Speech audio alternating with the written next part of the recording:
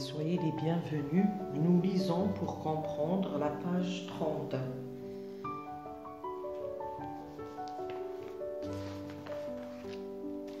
On commence par le texte.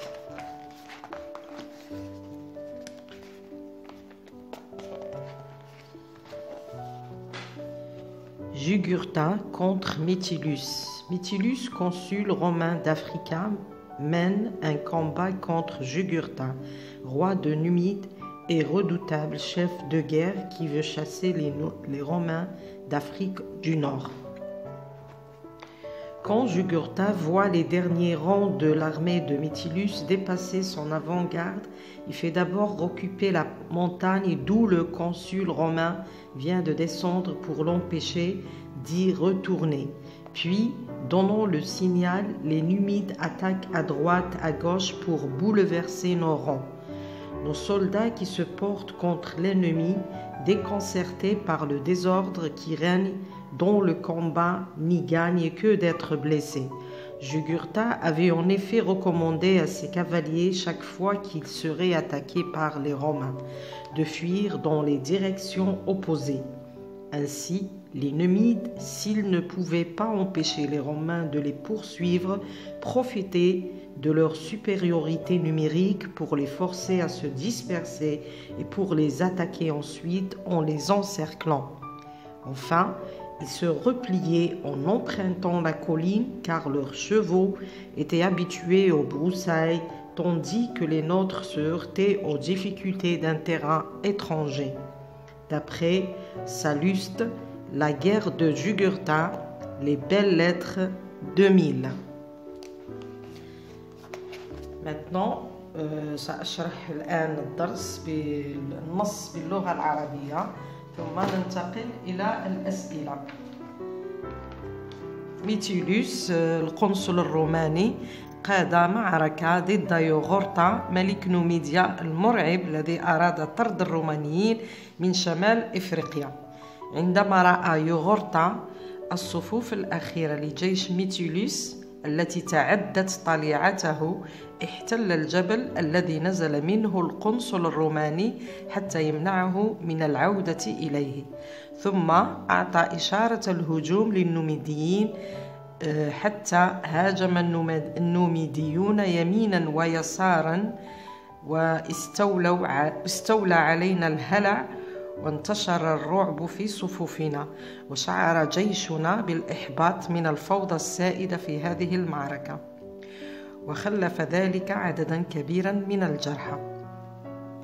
طلب يوغورتا من فرسانه الهروب في اتجاهات متعاكسة كلما هجموا، وهكذا إذا لم يستطع النوميديين منع الرومانيين من ملاحقتهم فإنهم سيستغلون تفوقهم العددي لإجبارهم على التفرق ثم الهجوم بعد محاصرتهم وتطويقهم، وأخيرا سيتراجعون عن استغلال التل لأن أحصنتهم معتادة على غابات الأحراش بينما تفشل أحصنتنا في مواجهة الصعوبات.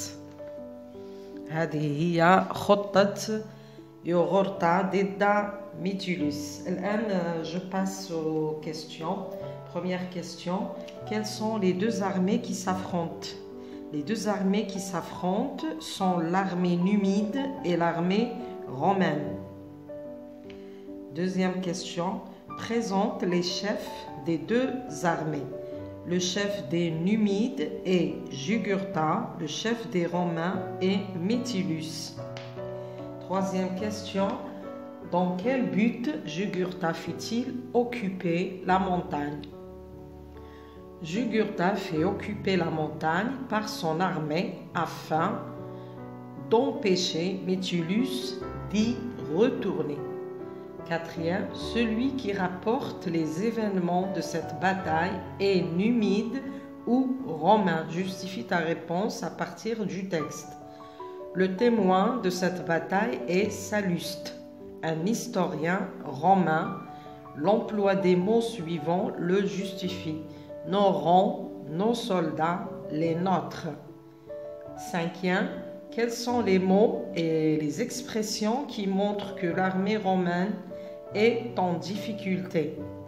Les mots et les expressions qui montrent que les soldats romains sont en difficulté sont déconcertés, n'y gagnent que d'être blessés, se heurter aux difficultés d'un terrain étranger.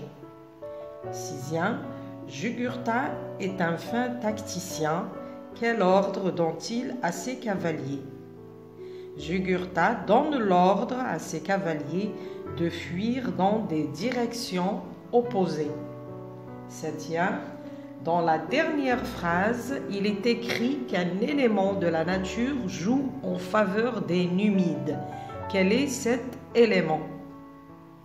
Les chevaux des Numides étaient habitués aux broussailles et au terrain. Cet élément de la nature joue en leur faveur. Dernière question, je complète le tableau à partir du texte. La thèse, Jugurtha, un redoutable chef de guerre. Les arguments.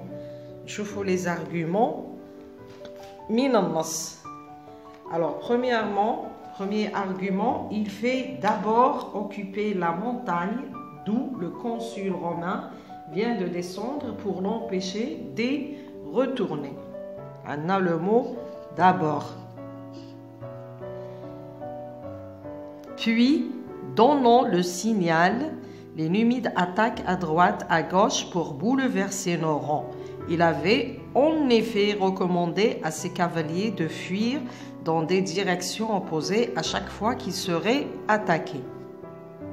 Deuxième argument commence par puis.